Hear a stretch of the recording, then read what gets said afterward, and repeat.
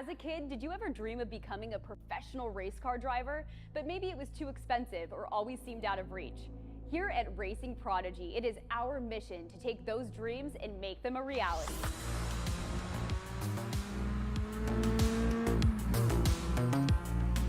You too can be just like Jeff Gordon, Lewis Hamilton, Max Verstappen, some of the greatest drivers ever, and be a part of a world where real-life racing and motorsport opportunities are available to everyone. That world is now here. Here at Racing Prodigy, we provide real-world racing opportunities to those with grit and skill who may otherwise never be discovered.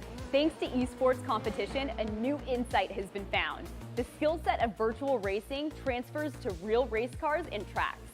Gamers and sim racers have proven that they can race real race cars against the professionals and win. It's now time for the world's first E2 Real Sports League, taking esports competitors to real-life racing competitions. Prodigy Racing League is here to offer aspiring real-world race car drivers the opportunity to compete across multiple gaming platforms to earn titles and coveted Prodigy passes. These golden tickets of motorsports allow you access to trips that are fully paid for you to train, learn, and even compete at Prodigy Week, our real-world racing academy held at Atlanta Motorsports Park in November. It is our goal and vision to draft the first class of racers from those who compete at Prodigy Week to fill the grid for our inaugural series to debut in 2024. We can only achieve our vision together, so join us today to test your skills, earn your spot at Prodigy Week, and enjoy the thrill of racing. Racing Prodigy, where dreams become a reality.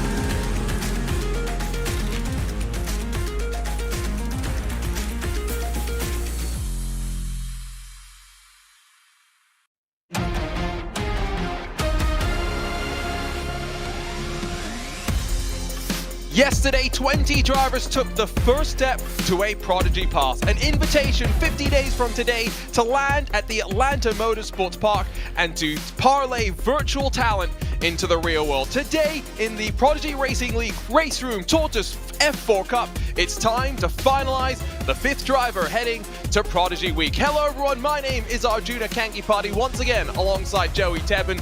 Joey, it was 2 exciting semi-finals yesterday, but I think, boy, are we in for a blockbuster of a final 30 minutes here today. Perfect word, blockbuster, because we had 2 shows of dominance yesterday. Marco Page in race number 2, Michael Romanidis in race number 1. Both of them ran away from the field. They were rarely touched by their competitors, but now they've got to face each other tonight, and they've got everybody who couldn't beat them yesterday trying to one-up them again today. It's a combination of craziness and chaos, and just like we saw in the previous event, it's probably going to end in more chaos than we expect. If you're joining us for the very first time, let's briefly talk about what all this is about. I kind of explained it in the intro, but let's break it down just a little bit more. The Prodigy Racing League, the product of Racing Prodigy, an organization trying to bring sim racers into the real world to give opportunities to those that maybe would not get them, and it starts with a public time attack qualifier. Everyone is invited to compete, and it's the fastest 40 that, Joey, we saw yesterday head into 2 semi-final races. And then they get winnowed down even more, if that's a word I can use. 2 semifinals, top 10 from each of them progressed into the final today. It was a lot of drama based on some of the drivers on the cut line yesterday. Some drivers got penalties that dropped them out of the positions on the track. Some drivers raced their way up from the back into the top 10, but now they all meet each other once more in one field here for the final 30 minutes of racing in Formula 4 machinery at Hockenheim. It's only going to be a 5-minute longer race than they dealt with yesterday, but it's going to be a bigger grid, it's going to be a stronger grid, and it's going to be that much harder to win and win that Prodigy Pass at the end of today.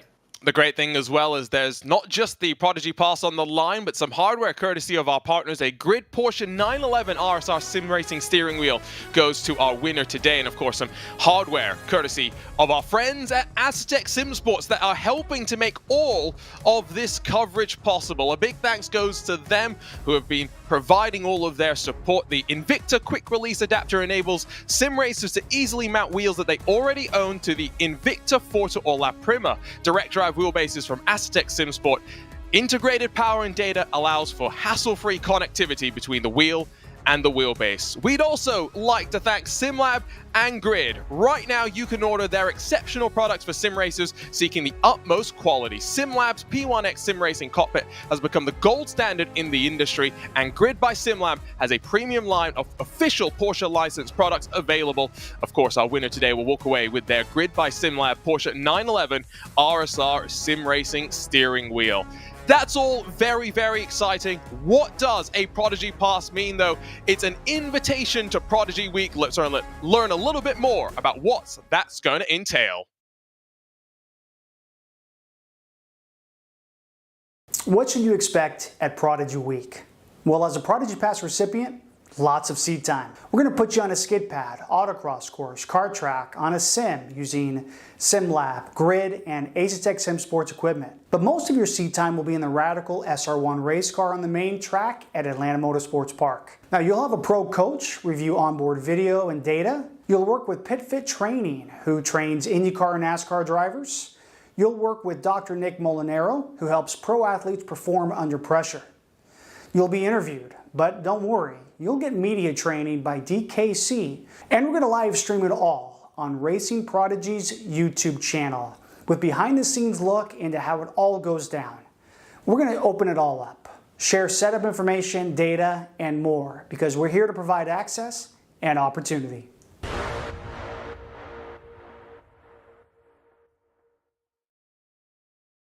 It's the full gamut. It's everything that it takes to be a racing driver. That's what the drivers are all going to be going through. And of course, big plans for Racing Prodigy. The goal being a second Prodigy week with even more winners, and then hopefully a Prodigy draft, selecting from 50 drivers who competed in the Prodigy week to get down to those that will compete out there in the real world and be paid to do so. Joey, that sounds like the dream, and already 4 drivers are heading to Atlanta in 50 days' time. That's correct. Gustavo Ariel won the first event we did many, many weeks ago. Then it was Lawrence Beertons who won on SK Racing with the karts. Then just a couple of weeks ago, back on iRacing in the Formula 1600s at Okayama, it was Kane Halliburton who ended up coming away with the Prodigy Pass from that one. David Dalton Jr. was the first draft pick a few days ago. Actually, he's fresh off the presses, and now we're going to make number 5 today, and many, many more to come in the future. Could be anybody at home. I believe the qualifying is, or the time attack rather, is up right now for the next event on R Factor 2, so you could be one of those 50 people who gets drawn in a couple of weeks' time. And so you should make sure you head to racingprodigy.com. If you're watching on the Racing Prodigy YouTube, you should also hit subscribe, because already David Dalton Jr. has been selected by our Prodigy Search Selection Show, and we're going to have another 10 drivers from that previous iRacing Formula 1600 competition form the second Prodigy Search Selection Show, and then a third selection show will happen with the drivers from this race room and the R Factor tournaments upcoming, all in the build-up to the end of October and a trip to Atlanta, and there'll be plenty of coverage on Racing Prodigy social media as we build up to that as well. Let's talk about the grid, Joey, because one thing that was important for the drivers yesterday was, yes, finishing inside of the top 10, but also going as quickly as possible, because the finishing position of each semi-finalist sets the row that they start on, and then the ordering on that row, so which semi-finalist is going to start in front of the other is determined by who has the fastest race lap. So you can't just sit back and bide your time. You had to actually be thinking proactively as well. Exactly, and it's a bigger difference than in some previous events. In the previous event we did on iRacing at Okayama, that was a rolling start, so whether you started on the inside or the outside, it was important. You wanted to be on the inside, but it wasn't that important. Here, it's a standing start. We're on the F1 grid at Hockenheim. There's a stagger. There's about 100 feet of difference to whether you're starting on the inside or the outside. So everybody does want to be on that little bit further ahead, even if you're starting at the back of the field. If you're starting in the middle of the field, every little bit of position you can get is going to help you once this race comes to the start in a couple of minutes' time. And one thing we saw yesterday, both semifinals, the pole position driver, the 1 and 2 in time attack qualifiers, were able to dominate and lead basically every lap and look comfortable. It's not going to be the case today, but Marko Pajic in that second semi-final went faster than Michael Romanidis, so he will line up on the technically outside, but in front on that run in towards turn number 1. The drivers are out there for practice. They've got about 3 minutes left to go. Joey, 30 minutes today. Only 5 minutes more than we saw yesterday means not much more in terms of the tire wear to deal with, but let's be real, tire wear wasn't something we were too concerned about. Instead, it was all about the brake bias and how you were handling it, mainly into that hairpin. Exactly. Tire wear, basically non-existent. It's kind of like driving on a wooden tire. It's like driving on a rock, but losing the tires from the car entirely, breaking your suspension, that's what kind of dissolved many drivers' chances yesterday. There was a little bit of contact, especially in race 2. You're going to have to be even more careful in this final because everybody's going to be that much more aggressive. Now that there's actually prizes on the line for the top 3 and that Prodigy pass for the winner, you're going to see people getting that much more aggressive, and you have to balance that aggression with not hitting your competitors because that can end your own day and end their day very, very quickly. So you see 2 drivers on our screen right now getting some wheel-to-wheel practice out of the way in the dying seconds of practice, and that'll help just as much once we go green in about 2 minutes. I guess I got a bit of a question for you. This is every driver for themselves. There's no doubt about that. But there are a couple of team alliances that we've got in there. You've got some Door Esports drivers, a couple of Gadachain Ballas Esports drivers as well. But then Ottaviani, Romanidis, Pajic, they all represent distinct entities. Coanda, Esport, Mercedes, AMG, Petronas, and Veloce. How important will it be in a race like this where draft is going to be important, Joey, to maybe have someone that you can work with? I don't think it'll be important at all, to be honest. I think everybody is truly fighting for themselves today. Everybody on your screen there, some of them may be communicating with each other, but I don't think they are. I think everybody is driving their own race. They're not thinking about some alliances they may have in some other series and some other simulator. They all want those prizes for the top 3. They all want that Prodigy pass.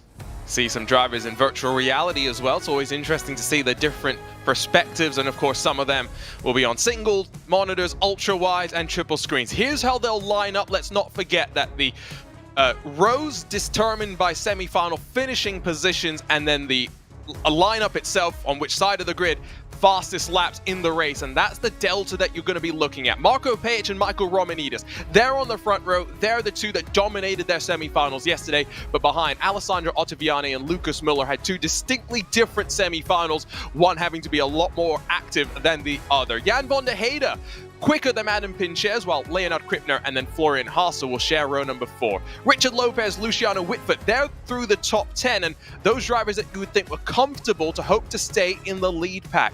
Those behind, yes, may be quick, but have to hope they don't get detached in the early stages. Alex Mosen, Gasper Mrak, Ilya Drovasekov, Ivan Fornes, Matt Caruana, Kilian Guit, Jonas Gerhardt, Leonard Goetze, Maximilian Lorenz, and Istvan Tietz will round out the field of 20 drivers that roll out with the sight set on the checkered flag, and Joey winning the Prodigy Pass. And it could be any one of those 20 drivers.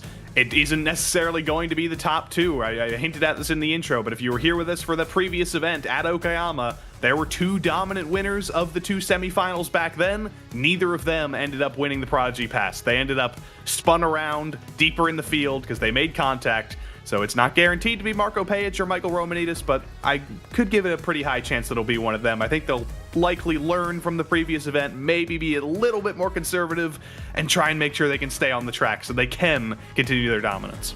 One thing that I did note when we were chatting just before we started today, Joey, was the fact that Marco Pajic, fastest lap of the race yesterday, was a 1:43.296, the fastest lap of anybody. Matt Caruana, who had to battle in a semi-final to get to P8 with a 1:43.457. He's starting back in 15th spot with the fastest lap only a tenth and a half of what Pajic was able to do. We saw Matt Caruana very aggressive in the previous event. We saw him aggressive in his semi-final yesterday, and he's definitely going to be moving his way forward. He's a driver who knows how to make passes. He's a driver who knows how to get aggressive early on. And yesterday, he did get a little bit lucky by getting an absolutely massive vacuum hose sucking him forward in the draft, but that could happen today, especially at the hairpin. If there's a pileup, look at Matt Caruana to be finding that hole, and I wouldn't be surprised if he's in the top 5 at the end of lap 1 somehow. And in that Kimura Racing car, going to try and slice his way through in the early stages for sure.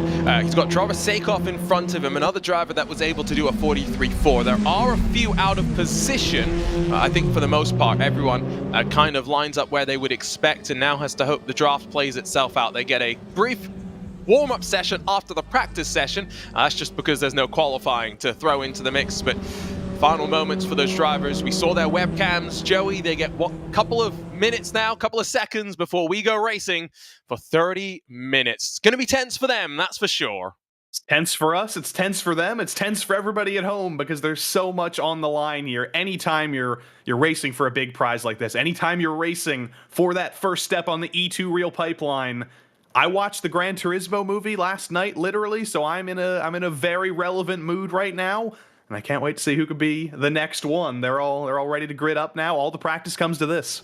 Yeah, let's not forget that we have the former GT Academy winner, Nick McMillan, advising us behind the scenes. We've also got the likes of Glenn McKee, who has been taking the road to Mazda sort of pipeline from iRacing and succeeding running in the Lamborghini Super Trofeo. It's been a lot of fun to see some of the support that we've had, and our Prodigy Search Selection show had 2 judges of very different ilk. One a sim racing influencer, Arava, and then the other soon-to-be full-time IndyCar driver in the form of Linus Lundqvist. They both talked plenty about what they wanted to see from the drivers. We are getting those final seconds. The lights are building. The drivers focus their attention towards those lights.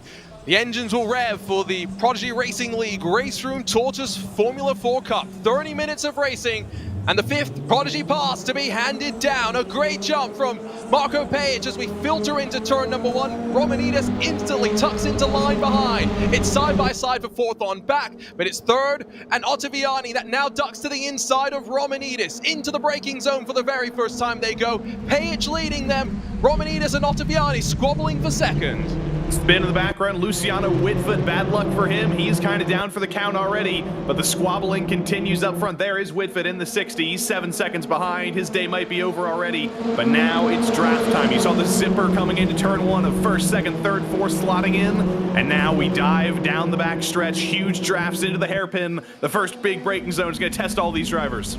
Who's going to be the most aggressive, though, on these opening laps with the tires still coming up to temperature? Van der Heide are going to get in front of Lucas Muller, but outside of that, no one really going aggressive inside of the top 10. You can see on that left side of the screen, a couple of +1s, a couple of -1s, +2s and -2s as well, into the arena. Defensive moves from some, but it seems a little bit calmer than I think both of us were kind of anticipating, Joey.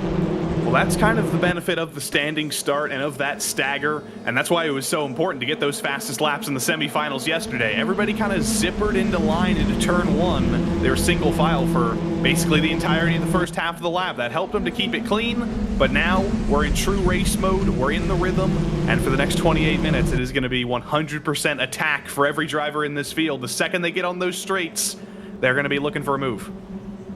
As we end that first lap, it is Marco Pajic who has led every single lap that he's run in this Prodigy Racing League Race Room Tatuus Formula 4 Cup so far. Ottaviani jumps in front of Romanidis on the opening lap, and Van der Heide cycles in front of Muller. We jump on board with Adam Pinchez, the Arnage competition driver, as we once again clatter over those curves at turn number 1. What we're not seeing is a breakaway like we saw in each of the semi-finals. It was 4 cars that were able to separate themselves. Right now the draft goes all the way back to 19th spot with excuse me, 18th spot with Whitfoot spinning around and Gerhardt now being in pit lane. Adam Pinches looking very, very cool, calm, and collected on the camera there, as basically everybody in the field has, but he's got the draft in the top 5 ahead, hasn't really been able to use it. Lucas Muller's able to use it. He dives to the inside of Van der Heyde, and then Adam Pinches pinches his way onto the apex and almost makes contact with the 2 battling ahead. They all cycle through safely though, and now having to cut back into line is Lucas Muller, the Door Esports driver, on the pursuit of Van der Heyde. The problem with moves like that is if you're side by side from corners on corners on corners, then you lose track of those in front, and Muller very cognizant of making sure that Van der Heyde cycles back the momentum and keeps into the draft. You can see the look of focus on both of their faces, one with the ultra-wide, one with the triple monitor setup, it would seem, but both equally quick and up towards the front. Bad news for fans of Jonas Gerhardt. Some technical issues ended up taking him out of the race before it even started, so unfortunate for him. Hopefully we'll see him in some further events in the future, because he made this final. He definitely deserved to keep racing for it, but it rages on up front, because Van der Heyde, he's going to be kind of fired up right now. The battling has begun. Him and Muller through the hairpin made a little bit of contact, and he's trying to run away right now. He's trying to get up to Michael Romanides. He's trying to get up onto that battle for the podium, because he doesn't want to have to deal with another dive into the hairpin this lap. No, definitely not. I think that will be one thing to definitely keep in mind. I said, by the way, for Pajic and Ottaviani, maybe, Team Alliance there, but I think both technically under the Veloce banner, so maybe they will have been preparing together and have an understanding as to maybe not battling at the start of this race and waiting for the final 10 minutes or so before they put everything on the line. Muller's onboard perspective shows that draft working in your favor as you just ever so slightly bring the car to the left into the braking zone. Gonna be too far behind, you'd think, for any sort of desperation lunge, but these drivers, typical esports drivers in sim racing, calm, cool, and collected, at least right now. Yeah, they're calm, cool, and collected until they get taken out. We saw a couple drivers somewhat angry yesterday. That's why we love the cameras, that we see the full range of emotions, and you see that everything really is on the line. They're frustrated when something bad happens, but right now they're in their element. They're riding in line, 100% pace, 100% push. They know what they're doing. This is where a sim racing driver excels. We'll start to see a little bit more tension, I think, in the final 5 minutes. Oh, for sure. I think that, especially with the type of cars that we have, right, even though these are higher power than the Formula 1600 that we had on iRacing last time, we saw side by side on the final lap there. I get the sense we'll likely see the same. The Coanda esports driver of Michael Romanides runs behind Alessandro Ottaviani. We take a look at both of them from their webcam perspectives. You can also just see how calm on the wheel Alessandro is trying to be, even though you're spending a lot of time clambering over curves. The one thing you're always trying to do is scrub as little speed as possible. And you got Michael Romanides 2 in the background as well. That mirror is always very interesting. It's like he's got a second driver behind him. Who is Michael Romanides 2? We may never know, but he's just clambering over the curves through turn 1 and turn 2 every time. It's like he's falling down a staircase, but his face doesn't change. The guy on the bottom, I don't think I've seen Michael Romanides' face change ever. We've seen his cam so many times. He's just always in the zone. The 19-year-old from Greece has, of course, seen plenty of success in the likes of F1 esports. We've seen him compete on various iRacing competitions as well on occasion, and now linked up with Coanda. That's a pretty good staple to line yourself up behind. Is there a mistake from Van der Heyde as Muller slides on through? The Sancho Simsport driver gets passed by the Door Esports driver. Crucially now, though, the gap between third and fourth almost up to a full second. Yeah, but it's stratifying out. Could we have our top 3 decided already? Well, if they start battling in the top 3, that's going to change very, very quickly. Running side by side is almost worth about negative 1 second. You lose a full second if you're battling. So I think once Pajic and Ottaviani and Romanides start battling, which may not be for another 18 minutes or so, that's what Muller and Van der Heyde are hanging on to. That's how they hope they can get back into the draft. But for now, they can do nothing more than just keep pushing, qualifying pace right now, and hope that you can just barely stick at the edge of that draft and hope that you'll be able to take advantage of a battle later. Seeing some fighting just outside of your top 10, where Matt Caruana has been able to climb, as expected, 3 positions to 12, but still finding progress tough behind Drava Sakov, Fournet, Gotza. They're all finding themselves now fighting for 13th on back, and One thing that we did see plenty of yesterday was track limits being an issue, and once again, they're rearing their head. I look at my timing screen of the 19 cars that we have circulating, 6 of them set valid lap times last time around. Better than yesterday. We're starting to get into maybe a third of the field running legitimate lap times every time, but also once you start making contact, that's when things go wrong. We saw Connor Fisk yesterday get disqualified from his semifinal because he added up, whether it was off tracks, whether it was contact, whether it was loss of control, to 30 incident points, and that's what gets you kicked out of this race. You get 1 incident point for an off track, you get 2 incident points for a loss of control, you get 4 incident points for car contact. It's similar to many other sims. 30 might seem like a lot, but it stacks up quickly. Yeah, that is for sure. I'll just remind everyone that if you tried to qualify for this Prodigy Racing League Race Room Tatuus Formula 4 Cup, but you didn't make it into the top 40, but you were in the top 500 of the qualifiers, then there's still time to enter your entry into the Prodigy Search Selection Show. You submit a 1-minute video talking about why you feel like you deserve to head to the Atlanta Motorsports Park. The judges will whittle their way through the entries. We'll have a top 20 laid out for the race room and R-Factor. 10 drivers from each of them plan to be taken to the selection show, and then another panel of judges will whittle that down to the 1 driver that makes their way into Prodigy Week. It's just recognizing, Joey, that we don't just have top esports drivers at the front like Alessandro Ottaviani, who got very loose there, but drivers that have only been sim racing in some cases for going on 3 weeks. Yeah, there's a wide variety of drivers in the field with different levels of experience. There's a wide variety of drivers in the field with different levels of life experience. We range from drivers who are just above the age limit to be allowed to race in this event, and we have drivers who have been racing for 20 plus years in all varieties of simulators.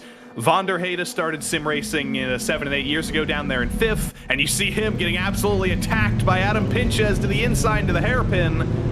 Actually, that's Lucas Krippner, rather, on the inside of Adam Pinches. 2 very similar looking cars. They're side by side down this short straight, and then it's a flat out right-hander in turn 7. You don't want to be on the outside through there, but Pinches is going to have to make it work. Him and Krippner are still side by side.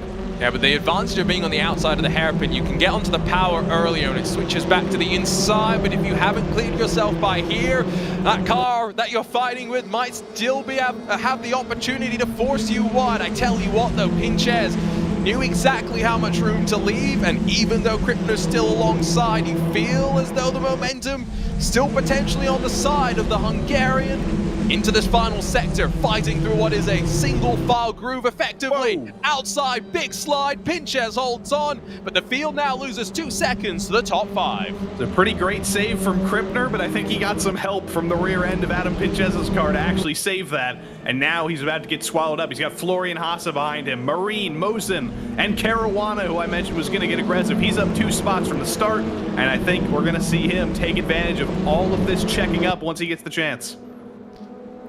In towards turn 2, are they going to fan out to the inside? No one really looking too defensive, and by equal measure, not looking too aggressive either. So we have a 3-car train at the front, I would argue.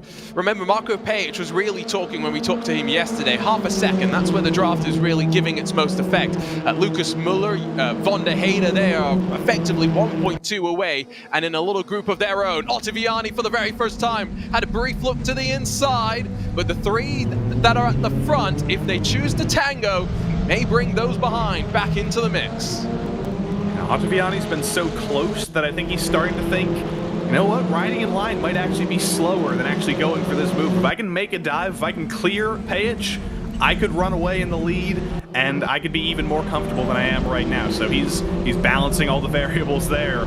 All of these guys in this train behind, though, there's no variables to bounce here. You've got to make a pass. You've got to move forward when you've got everybody stuck together like this. Whether you're at the back of the train, Marak, whether you're second in the train, Krippner, trying to make this move again, you've got to start moving. And there's Caruana and Marie and Mosen side by side. I think Caruana may have made a mistake, and now Mosin going to try and take advantage. Once again, outside, not where you want to be, and the contact sends Mosin off the track, and the German drops now behind Drovasakov, who lunges to the inside, penultimate corner, and more contact for Mosin, who finds even more trouble off the track. Welcome to the German Drag Racing Championships, Alexis Mosin. He's still struggling to get back on the track, and I think there may be some damage on that car based on how I saw him recovering. We'll see how he handles turn 1. I think he's okay. I think he did get lucky, but he got absolutely bullied off the road there. It's very hard to run side by side through the final sector at Hockenheim. You do have a lot of ground to recover, but you lose a ton of time, and that's going to be probably the end of Mosin's chances in fighting for the top 10. What did I say? Single file groove through that final sector earlier. Pretty much. Sometimes commentators are right. Krippner's going to go back on the offense of Pinches, who this time's looking to defend the inside. Is it going to allow Krippner the chance to go to the outside? No. He tries to jink back underneath, deep under the brakes, forces the Hungarian to leave room, and Krippner with the slide on exit allows the Hungarian the chance to defend. That was a very good dummy from Lucas Krippner to switch back to the inside there. I don't know why we call that move the dummy, because it's very smart, and if he can be late enough on the brakes there, he's going to clear Pinches, but he's not late enough. Pinches dives into the inside. Better exit for Krippner, though. He's going to have the inside for the next corner up over the top of the hill. It switches back again, though. He clambers over the curb, loses a ton of momentum, and suddenly Adam Pinches is back on the inside. Matt Caruana had another wild ride off the track behind them, and as Pinches holds on to 6, they are fighting tooth and nail, not for any prizes, not for a Prodigy pass, for bragging rights right now. They are losing each other time, hand over fist. It's exactly what the top 5 want to see almost halfway through this race, coming to the end of yet another lap. They are in a very comfortable position to keep this between the 3 at the front. See the changes of position on the side of your screen there. Matt Caruana, one more move on Marine through the final sector. He's up 6 spots from where he started. It's been a great drive forward for him, and he's looking to clear these guys and maybe bring down that 3.5-second gap up to the lead pack, who as well are continuing to ride in line. Marco Pajic on that last lap, a little bit quicker than Ottaviani. Also, an invalid lap, though. An invalid lap for second place, a valid lap for Romanitas. So Romanitas in 3rd, riding in line, staying within the track limits, and honestly still just biding his time, riding in line, and waiting for Ottaviani to close this gap back down and start fighting with the leader. Let's not forget, Marco Pajic Thursday had his full focus on another round of ESL R1, the premier tournament in sim racing, where he's competing with the Mercedes-AMG Petronas esports team for a prize pool totting up to $500,000, $2 million over the course of 2023. There is a lot of focus that he is having to put on that championship. Meanwhile, behind, a couple of cars sliding backwards. Leonard Krippner drops behind Florian Haase. Not sure if that was somewhat coordinated there between the 2 Door Esports drivers to maybe give Haase the chance to try and fight now with Pinches. I don't know if it was coordinated between the teammates, but I do know that the door opened either way for Haase to get through, and I don't know, he's kind of a wild card in this pack. We haven't seen him be the driver who's been making the passes. He hasn't been the driver who's been getting at least very outwardly aggressive, but now he's got the chance to do so in that gray and white car right behind the teal machine of Adam Pinches. It's not the best exit out of the final corner for Haase, but look for him to have a chance at the back straight, and look for Caruana to maybe have a shot into turn 1. He's thinking about it. Oh, but you can't be that aggressive with still 14 minutes to go. Caruana wisely backs out of that one, and as once again we really find ourselves hustling over the curbs on the outside of turn 1. He's onto the brakes. The Brit versus the German, trying to now just get the maximum slingshot. Caruana balances the edge of the car on the limit of traction, loses a bit of ground on corner exit, and Krippner, who got a much better run, is going to see himself close up to his teammate in front. Caruana has already, again, made up 6 positions. The problem is the poor finishing position of yesterday's semi-final has left him with just too much work to do. Indeed, we do have to remember that Matt Caruana, one of those drivers in the field who's still only 17 years old. He's not been sim racing for very long. He's not been alive for very long, for that matter, comparatively. But he's one of those drivers who's really, even though he's not probably going to finish in the top 3, he's showing his skill. He's putting himself on the map, just like Henry Moore did in the event on iRacing a couple of weeks ago. they've got futures in sim racing. This is just the start. And maybe a way to think about this as well is we talk about the search selection a little bit, right? And how some people will enter themselves for that. For Matt Caruana, he can make the claim that he's qualified for 3 of these time semi-finals. He missed the first iRacing tournament, joined us for the second, and is here as well for our first race room event. Whereas for Michael Romanidis, he can say, I've been to 3 of the semi-finals, made it to 2 finals as well. Versus some of the other drivers who bring slightly different stories. It's all like you said yesterday, Joey, about how you package it up and sort of sell yourself, much like a racing driver has to do in the real world. Exactly, it's not just about being fast. How many times have we seen very fast drivers who couldn't do the marketability or couldn't do the business and selling themselves and getting sponsors? You've got a very large combination of things you need to do. All of that gets taught at Prodigy Week. You saw David Cook speaking about that a couple of minutes ago. It's very important that you get trained, you get media trained, you get business trained, you learn how to express yourself, and you learn how to be fast at the same time as well. Here's Florian Haase again in the draft. Pinches blocks all the way to the inside. He's going to force Florian to the outside here. He's going to think about a switchback into the tightest corner on the track, and he does it beautifully. Pinches, he pinched himself. He got pickpocketed, and not just 1, but 2, because Krippner slides on through as well. It's the double door effect there, as the 2 Germans are able to take advantage. Caruana will be next up in line. And to what Joey is saying, again, there's so much that's going to go into Prodigy Week. Dr. Nick Molinaro going to be helping to try and help these drivers perform under pressure. And boy, are they under some pressure right now with the 2 door drivers at the front. They've got 5 seconds to close to the cars in front. Realistically, it's more like 7 to the leaders and 11 minutes with which to close. It is still Page, Ottaviani, Romanidis, 1, 2, and 3 at the front. They haven't started to fight just yet, Joey, as they start to tussle and tangle behind. Got a wrestling match in the Hockenheim grass. Killian Gweet and Mosen. That's an easy place to get interlocked. If you're side by side through that first corner into the stadium section, you make that little bit of contact and you're both going to end up in the grass. So bad luck for both of those drivers.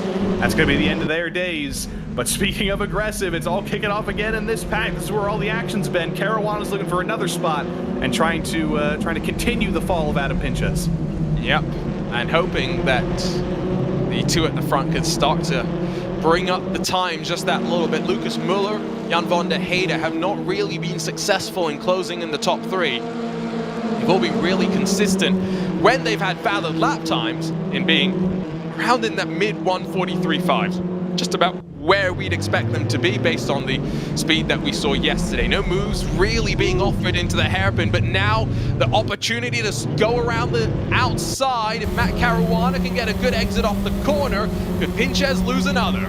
Pinches has, I think, been outwardly feeling the pressure more than anybody else. He made that mistake trying to block Krippner, or trying to block Haase rather, that let Krippner through, and now he's got Caruana behind him, trying to block him as well, trying to give him only the smallest amount of room, and he succeeds because Caruana gets exceptionally oversteery, does eventually recover right in front of Marine, but that was a squeeze, and you can see Caruana getting very exasperated from that.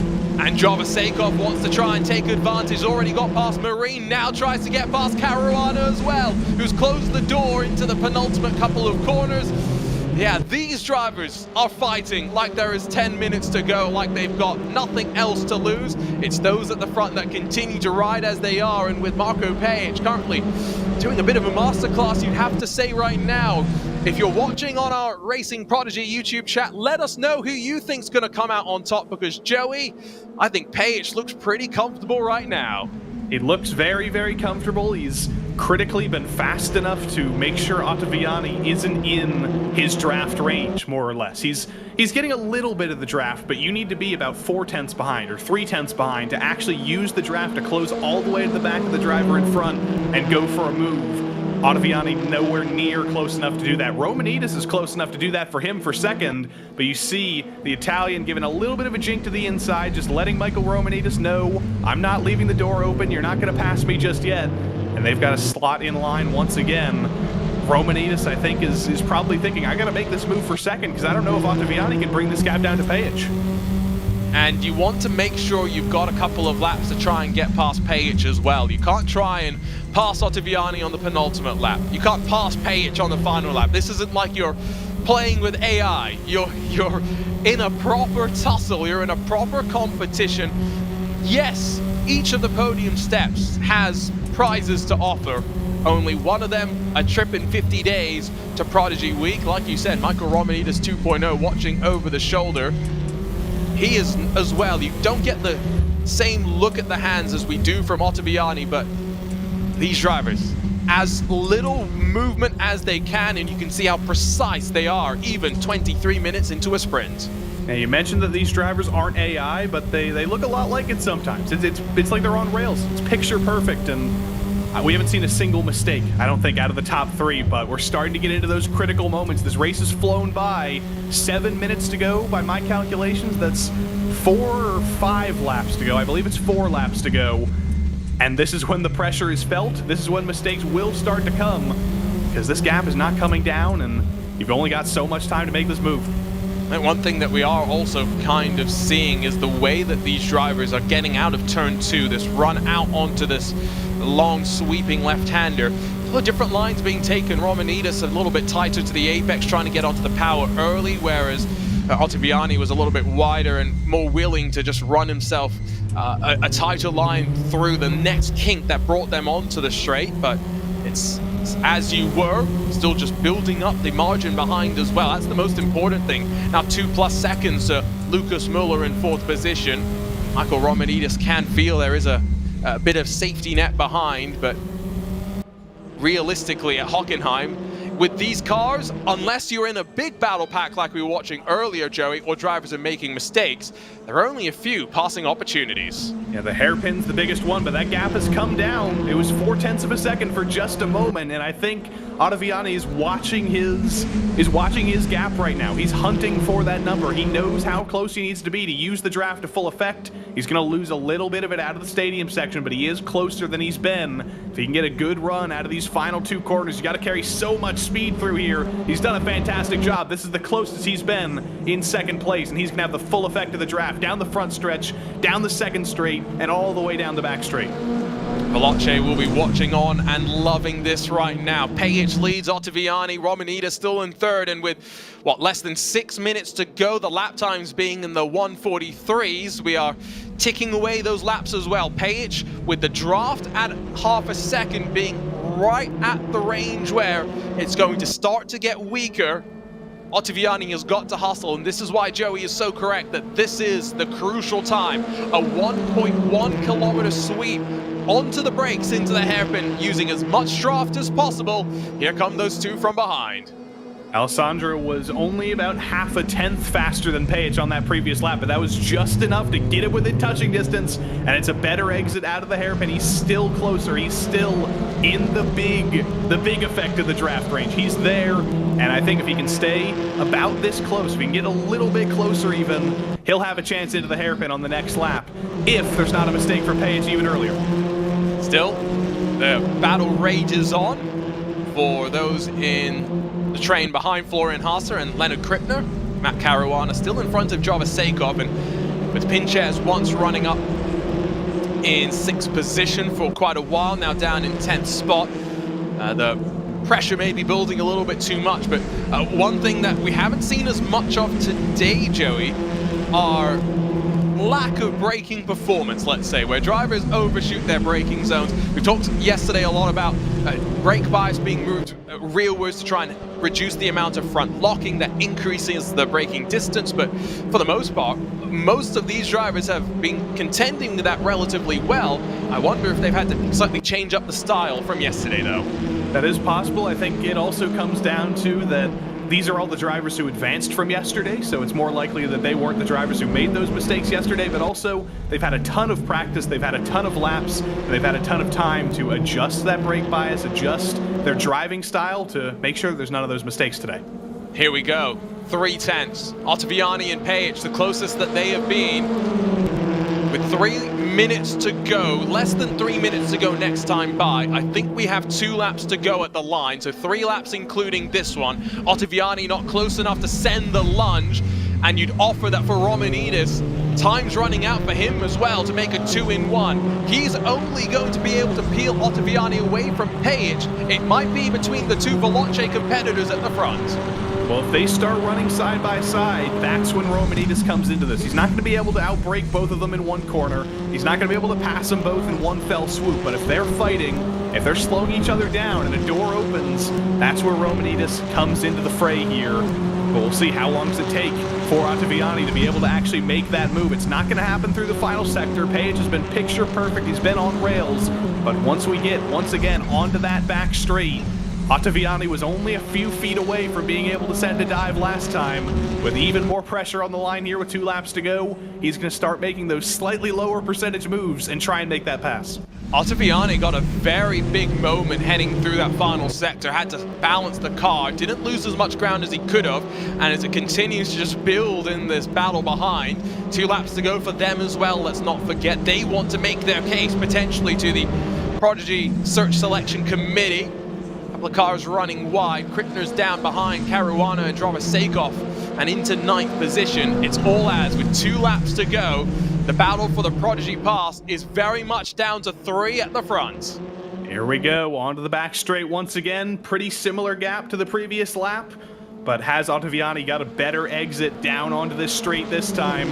He's closing, and he does look, at least on my end, a little bit closer this time. We ride on board with him as he peeks to the inside. Is he gonna send the dive here? He's too far back to think about it, but he is close. Page knows he's there, and on the next lap, it's not gonna be a case of thinking about it. It's gonna be a case of Ottaviani going for it, no matter what. It is going to be all or nothing on this very final lap.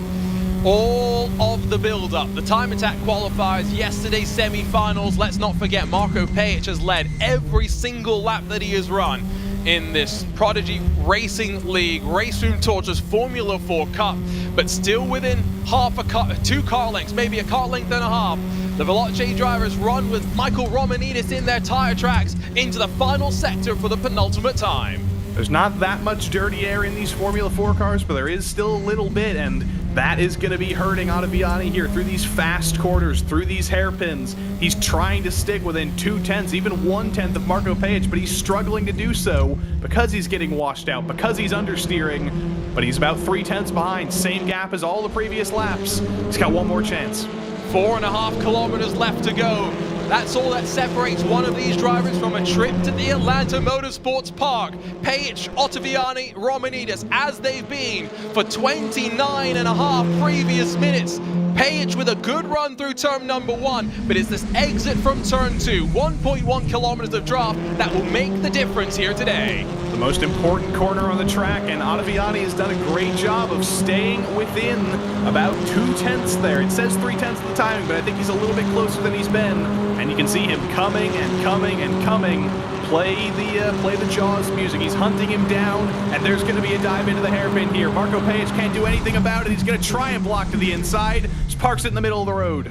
And this sets up the opportunity for Romanidis, who clatters into the right rear of Ottaviani, but only costs the Coanda Esports driver some time. Still, Ottaviani's on the back of his teammate Page and into the arena, close enough to think about a lunge, shows the nose in the mirrors, but doesn't go for it yet. Yeah, that wouldn't have really worked. He was a little bit too far back, and there's a slide from Ottaviani there. Going to lose even more time. Was that his final chance? It may just have been, unless there's a mistake for Marco Page through the final sector. He's probably got this on lock, but Ottaviani's going to be putting on the ultimate pressure, trying to get the best exit here into the stadium section. He's going to show his nose here, I think, just to force him into a mistake, but Page is not going to be phased. Marco Page sees the mirrors filled with a familiar face, but today was the enemy. Marco Page has led every single lap that he has run in the Prodigy Racing League Race Room Tortoise Formula 4 Cup. And the German, the Veloce driver, is going to the Atlanta Motorsports Park in 50 days' time, the winner of a Prodigy Pass. You can see what it means, the sigh of relief. The tension must have been palpable, not just for the 30 minutes today, Joey, but throughout the entirety of the weekend building up to this moment.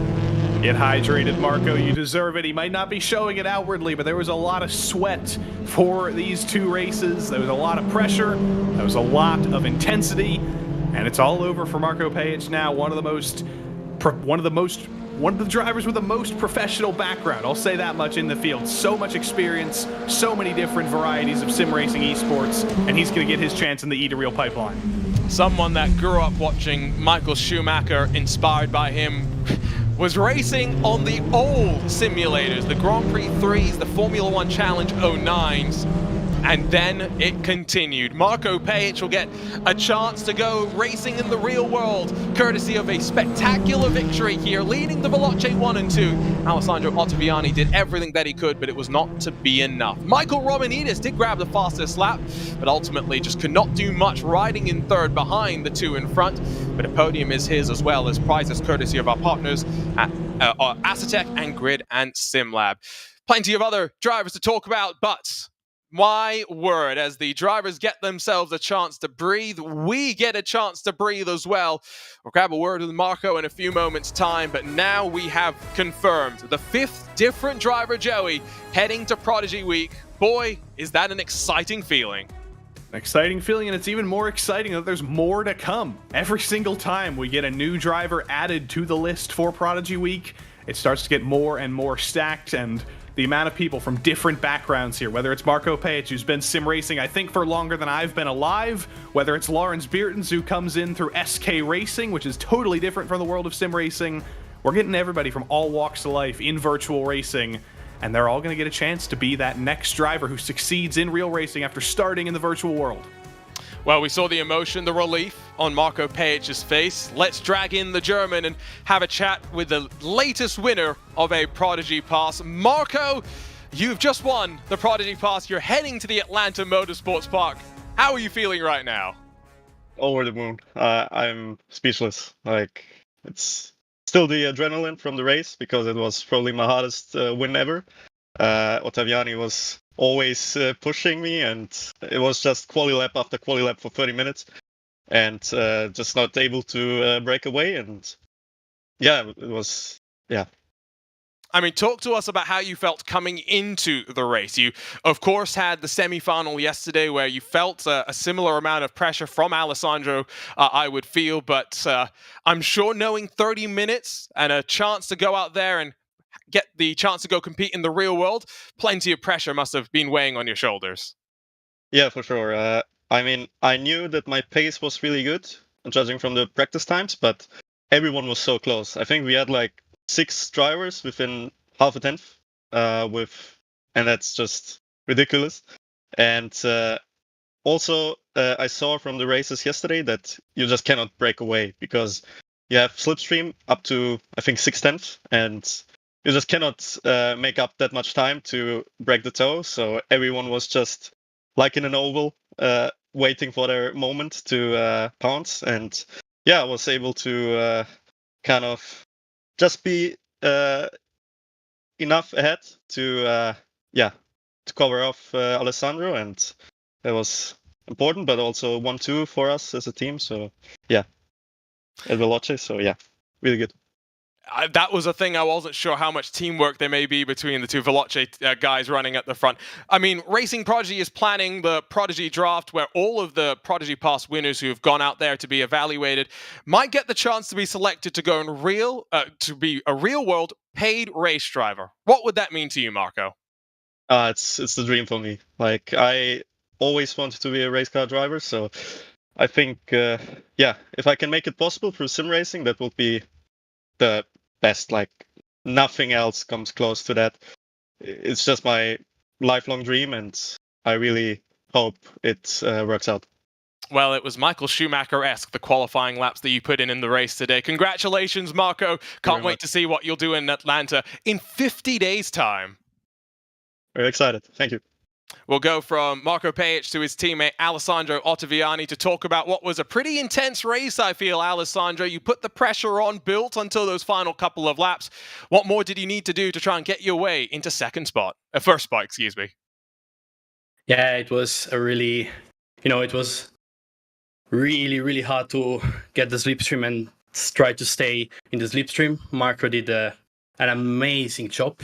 I literally gave everything, and probably the last lap was the best opportunity, but probably it was a bit too safe. But I decided to not ruin everything. So at the end, the most important thing was to gain a good result, get a good result as a team, and we did it because we did 1-2. So I'm happy about it, and yeah, he deserved the win. So he did an amazing drive, and yeah, it was really difficult as a race. It was really difficult. So, but I'm still happy, and yeah, it was a really funny race for sure, and probably the most funniest I ever had because the tension was always high, at least in the cockpit. But yeah, I'm happy, and probably I can get it next time. So let's see. Let's not forget that we've, of course, got our Prodigy Search Selection Committee as well. So for those that are watching, talk to us about the dream. Why do you want to go out there and be a race car driver in the real world? For sure, I'm, as everyone here, I'm a motorsport enthusiast since kid, probably. And for sure, I need a redemption from the last year because I did something like this, so Sim Racing Series to get a cockpit, but I never managed to it, and I lost for sure my chance several times.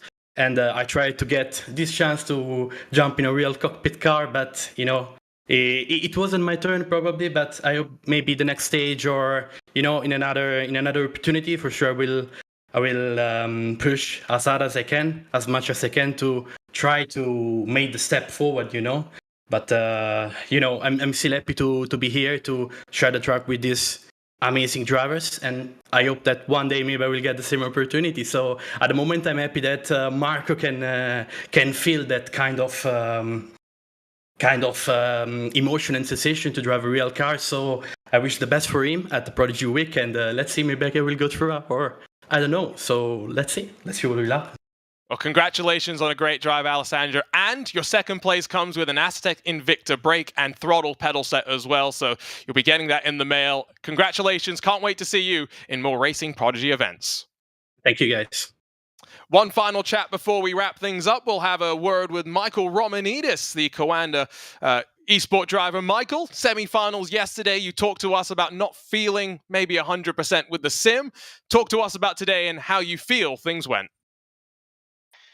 I feel we were pretty stale for about 29 minutes of that race. I think one big mistake was just the start. I didn't really have any experience in the dirt yet through turn 1, so I lifted just a little bit.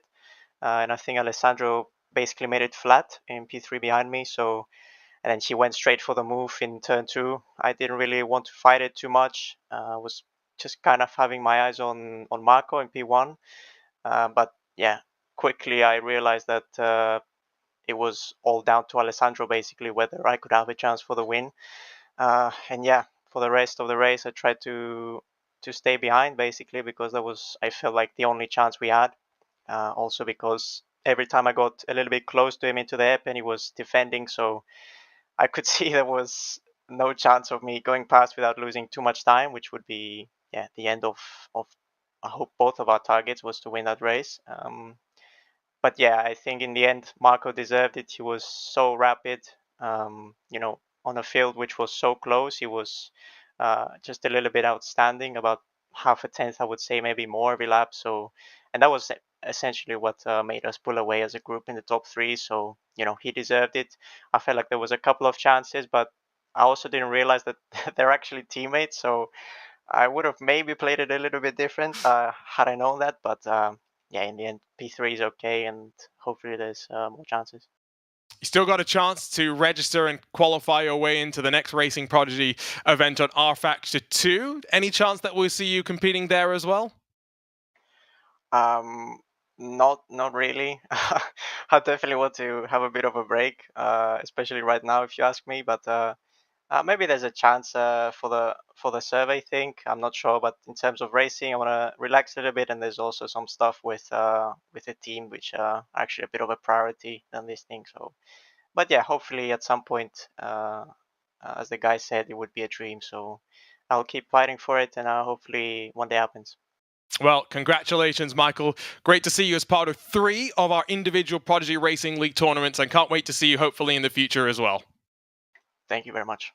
Always great to have a chat there with our podium finishers today. Michael also wins a SimLab GT1 Pro Sim Racing cockpit. So not just the winner getting the Prodigy pass, but there's some, I guess, I don't want to call them consolation prizes, Joey, for the rest. But you could hear the clear dejectment while at the same time hearing the excitement from Marco, who they rightfully congratulated as the best driver of the tournament. And yeah, you heard what Marco said. He said it's been his dream for his whole life to be a real-life race car driver, to go into the real world, and he's going to get that chance to do so for the first time. And I hope that everybody who is in the real world of motorsports sees that Marco Paich has quite the resume in sim racing. He's had quite the race here, and if you want to hire a guy to drive your car fast, he's more than likely going to be one of those guys to do it. But we'll see both of those drivers on the podium again, I think. Maybe not immediately, like Michael Romanidis said. He needs a little bit of a break, but they'll definitely have a chance to also make those steps on the E2Real pipeline. And I think for the next event, I'm going to do the bleached blonde like Michael Romanidis too. I'm going to fit in. We'll see how that goes. Let's not forget, like I mentioned, racingprodigy.com. Sign-ups are still open. You can register for free to take part on the very first Prodigy Racing League tournament on rFactor 2. Sign-ups close on September the 15th, and we're racing the weekend after that, so not far away from diving into the action. And Joey, that's going to be a lot of fun as well, because like I said at the very start, we are 50 days away from the start of Prodigy Week. Pretty incredible. 50 days, that's less than 10 weeks. I am no mathematician. I can't tell you how many weeks that is exactly, but it's coming. We can see it, and there's only going to be a few more drivers who get that chance, so got a couple more days to do it, and I can't wait to see how it ends up, how that week ends up going. 5 drivers now locked in and confirmed, but still some time for you to join the fun. Don't forget, if you're watching us on Racing Prodigy's YouTube channel, make sure you hit that subscribe button to stay around for all the action, including the next Prodigy Cert Selection show, the results of the iRacing Formula 1600 tournament coming up very soon. Don't forget as well, social media is the place to be to stay up to date with everything Racing Prodigy related on our run-up towards Prodigy Week. For the team behind the scenes, for everyone at RaceSpot TV, for Connery Maddock producing today's action, and Joey Tebben alongside myself, Arjuna Kankipati. Thank you so much for joining us. We'll be back in 2 weeks' time, but for now, it's Marco Paich being sent off to the Atlanta Motorsports Park, the latest winner of a Prodigy Pass.